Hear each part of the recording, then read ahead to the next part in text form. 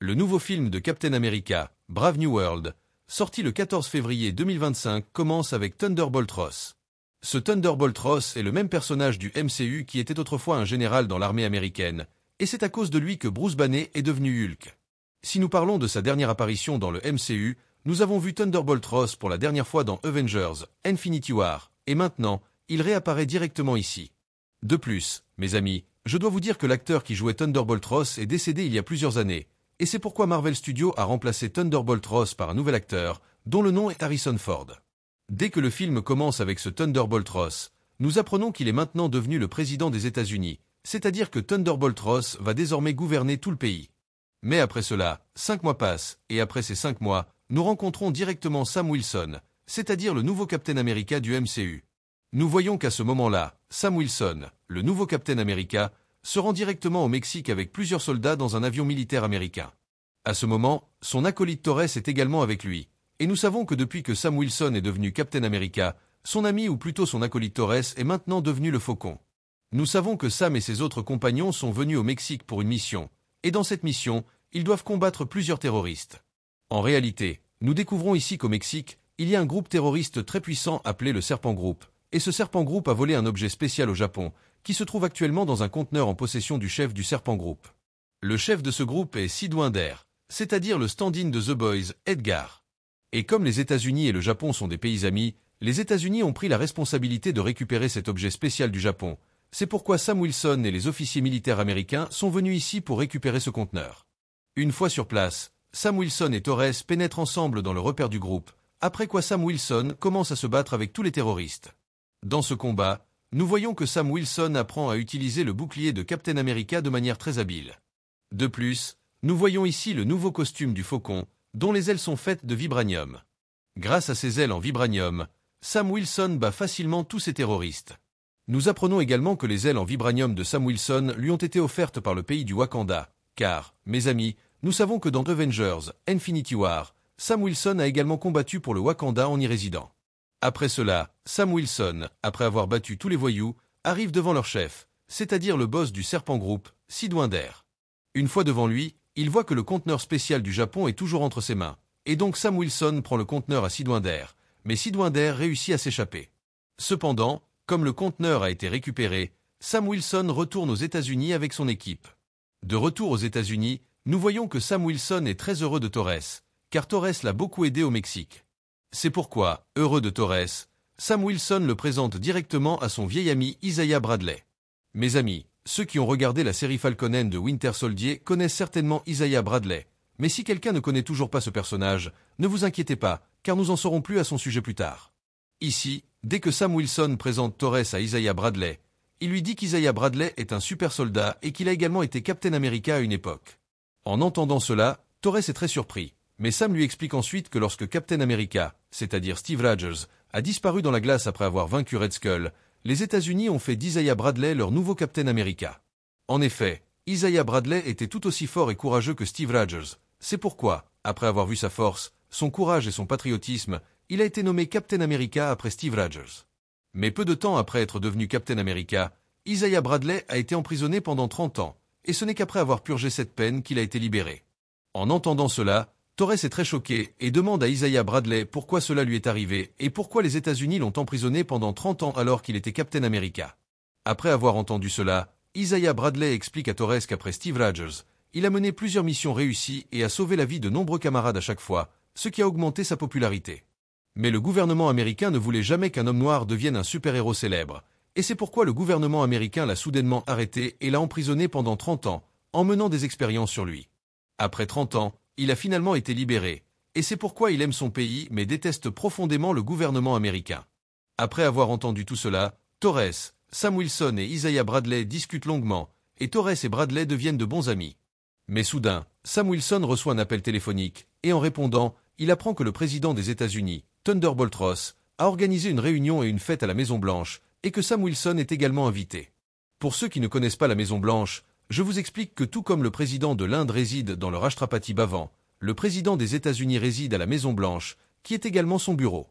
Après avoir reçu l'invitation à la réunion, nous voyons que Sam Wilson se prépare rapidement et emmène Isaiah Bradley et Torres directement à la Maison-Blanche, c'est-à-dire que tous les trois participent à la fête. Une fois à la Maison-Blanche, Sam Wilson rencontre le président, c'est-à-dire Thunderbolt Ross, et Thunderbolt Ross lui dit qu'il est très heureux de Sam Wilson car il a accompli sa mission au Mexique de manière excellente et a facilement récupéré l'objet que le Serpent Group avait volé au Japon. Ensuite, la scène change et nous voyons directement la salle de réunion de la Maison-Blanche. Nous voyons que dans cette réunion, il y a Sam Wilson, Isaiah Bradley, Torres et de nombreux autres invités, ainsi que Thunderbolt Ross et les dirigeants de nombreux pays du monde, comme le Premier ministre du Japon, le Premier ministre de la France et même le Premier ministre de l'Inde, qui ressemble beaucoup à PM Modi. Ensuite, le président des États-Unis, Thunderbolt Ross, commence la réunion et dit à tous qu'il y a quelque temps, une nouvelle île est apparue dans l'océan Indien, appelée l'île de Célestis. Mes amis, cette île de Célestis n'est autre que Tiamu Célestial, dont l'émergence a été arrêtée par les Éternels. Mais en raison de sa solidification, elle est devenue comme une île. En parlant de cela, Thunderbolt Ross dit à tous que lorsque cette île est apparue dans l'océan Indien, toutes les nations du monde ont porté leur attention sur elle, et de nombreux pays y ont mené des recherches.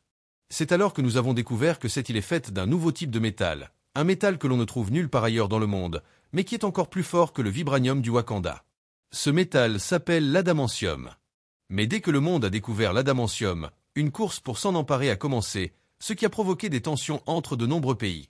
C'est alors que notre pays, les États-Unis, est intervenu et a décidé de former une alliance entre tous ces pays. Nous avons décidé que tous ces pays se réuniraient et partageraient tout l'adamantium entre eux, afin que chacun en ait une part et qu'il n'y ait pas de conflit entre eux. Aujourd'hui, dans cette réunion, nous sommes tous réunis pour adopter cette proposition. En même temps, Thunderbolt Ross dit également que notre pays ami, le Japon, a mené de très bonnes recherches sur l'adamantium trouvé sur l'île de Célestis, et qu'ils ont réussi à obtenir une forme pure d'adamantium. Mais ce pur adamantium a été volé par le Serpent Group, après quoi notre Captain America est allé au Mexique et a récupéré le conteneur d'adamantium du Japon. Pour cela, il remercie Captain America ici.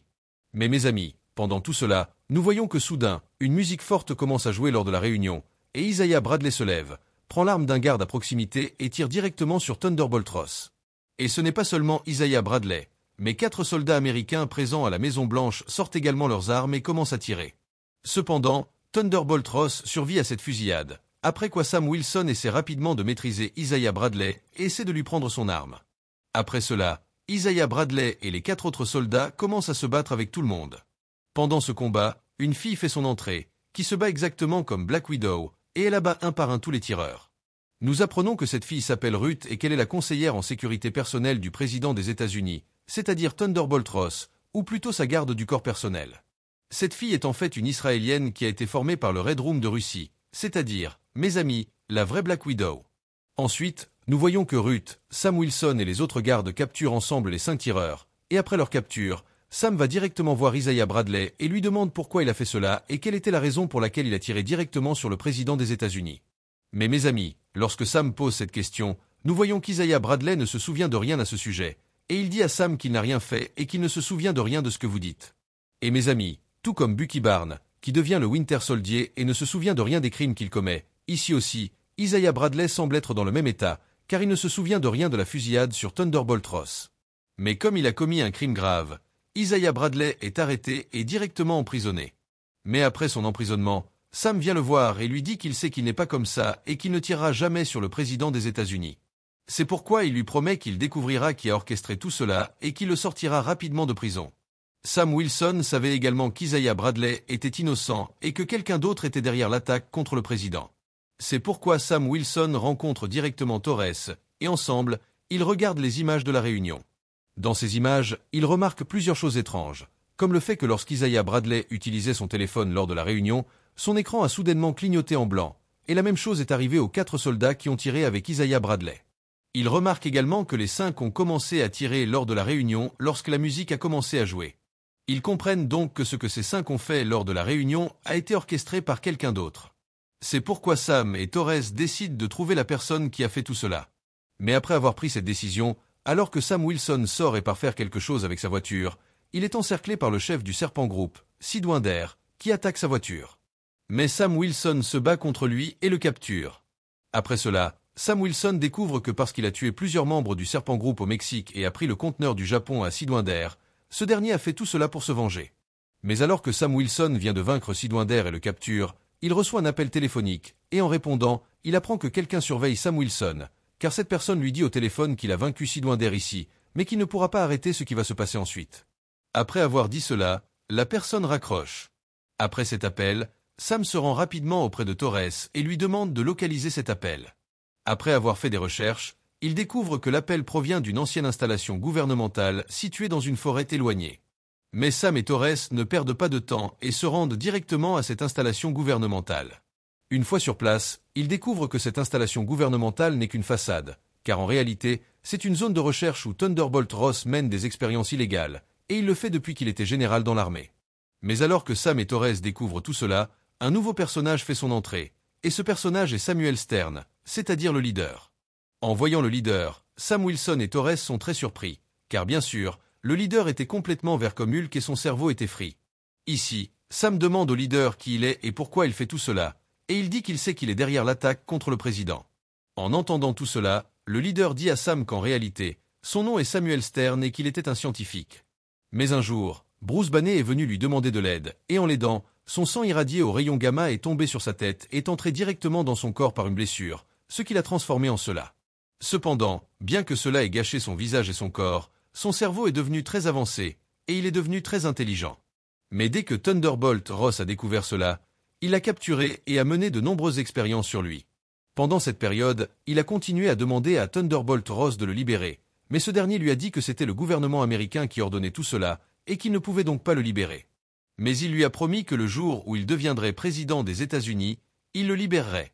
Mais même après être devenu président, il ne l'a jamais libéré et a continué à mener des expériences sur lui. C'est pourquoi il a tué la personne qui menait les expériences sur lui, et a décidé de révéler au monde le vrai visage de Thunderbolt Ross, afin que le monde entier sache à quel point Thunderbolt Ross est mauvais. Pour cela, il a donné un contrat à Sidewinder pour qu'il vole le conteneur du Japon, et pour cela, il a envoyé de l'argent à Sidewinder à partir d'un compte de la CIA, afin que lorsque le Japon découvrirait cela, il comprendrait que tout cela a été orchestré par Thunderbolt Ross. Mes amis, je dois vous dire que la CIA dont le leader a parlé est l'agence américaine appelée Central Intelligence Agency. Après avoir appris tout cela, Sam Wilson comprend également que la personne qu'il a appelée il y a quelque temps était le leader, et il comprend donc que le leader est derrière tous ces problèmes, et qu'il est très important de l'arrêter. Mais alors que Sam Wilson essaie de capturer le leader, ce dernier hypnotise tous les gardes de l'installation en leur faisant écouter sa musique et les contrôle, puis les envoie sur Sam Wilson et Torres. Profitant de cette opportunité, le leader s'échappe, après quoi Sam Wilson et Torres parviennent à affronter tous ces gardes et s'échappent également. Dans la scène suivante, nous voyons que le leader réussit dans son plan, car le Japon découvre que la CIA américaine a envoyé de l'argent à Sidewinder pour voler leur conteneur d'adamantium. En apprenant cela, le Premier ministre japonais comprend que tout ce qui s'est passé est un stratagème, et que ce stratagème a été orchestré par Thunderbolt Ross. Le Premier ministre japonais décide donc de rompre l'alliance qu'il avait conclue avec les États-Unis concernant l'adamantium, et envoie directement son armée sur l'île de Célestis afin que le Japon puisse s'emparer de tout l'adamantium avant les États-Unis. Mais pendant ce temps, aux États-Unis, dès que les services de renseignement américains apprennent que le Japon se rend sur l'île de Célestis pour s'emparer de l'adamantium, ils en informent rapidement Thunderbolt Ross, qui ordonne immédiatement à son armée de se rendre dans l'océan Indien afin d'arriver sur l'île de Célestis avant le Japon et de s'emparer de tout l'adamantium. Et comme, mes amis, les armées de deux grands pays comme le Japon et les États-Unis se font face, cette nouvelle se répand dans tous les médias du monde, et il semble que le Japon et les États-Unis soient sur le point de se faire la guerre. Pendant ce temps, dès que Sam et Torres apprennent tout cela, ils enfilent rapidement leurs costumes et se rendent directement sur l'île de Célestis. Une fois sur place, Sam Wilson voit le navire de guerre de Thunderbolt Ross et y entre rapidement pour rencontrer Ross. Ici, Sam Wilson essaie de convaincre Thunderbolt Ross de ne pas agir de la sorte, car un seul faux pas pourrait entraîner une guerre entre les deux pays. Mais pendant leur conversation, nous voyons de l'autre côté le leader, qui, après avoir échappé à Sam Wilson, entre directement dans une maison, prend un téléphone et pirate la communication sans fil de deux pilotes américains. Ces deux pilotes se trouvent actuellement près de l'île de Célestis, et donc le leader, à distance, les contrôle et leur ordonne d'attaquer le Japon. Après cela, les deux pilotes américains prennent leurs avions et attaquent les navires de guerre américains. En voyant cela, le Japon pense que les États-Unis ont commencé à tirer et que la guerre a peut-être déjà commencé. En réponse, le Japon envoie également deux avions, et un combat commence entre les quatre avions. Mais en voyant cela, Sam Wilson et son ami Torres arrivent rapidement et arrêtent les deux avions américains, en faisant sortir leurs pilotes. Après cela, Sam Wilson explique au Japon qu'il ne s'agit pas d'une guerre, mais que deux de leurs soldats ont tiré sans permission.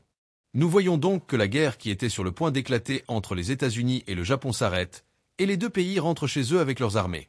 Pendant ce temps, Sam Wilson retourne également aux États-Unis, mais mes amis, son ami Torres a été gravement blessé en combattant sur l'île de Célestis, et donc Sam l'emmène rapidement à l'hôpital pour le faire soigner.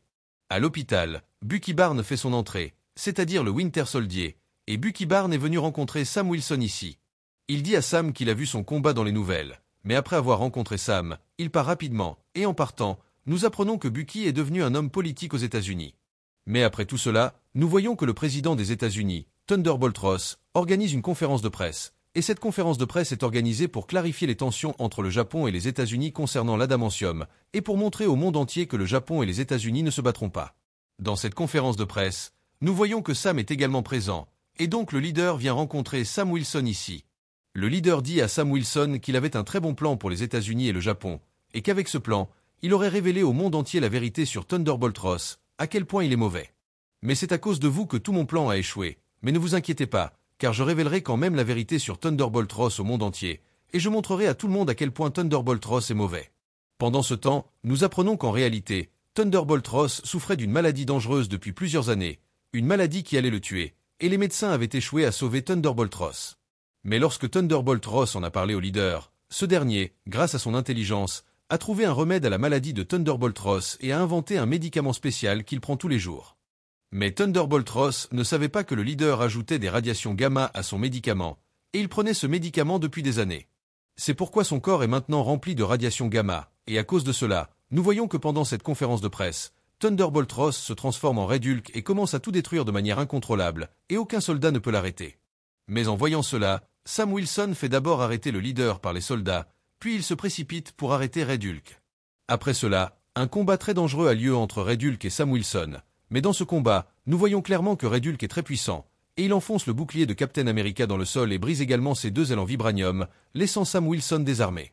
Mais après cela, il essaie d'arrêter Thunderbolt Ross en mentionnant sa fille, Betty Ross, et il dit à Thunderbolt Ross qu'il n'est pas une personne qui ferait du mal aux autres. Il lui dit également qu'il doit se calmer pour sa fille, Betty Ross. Et mes amis, nous voyons également qu'en entendant le nom de Betty Ross, Thunderbolt Ross se calme rapidement et redevient humain.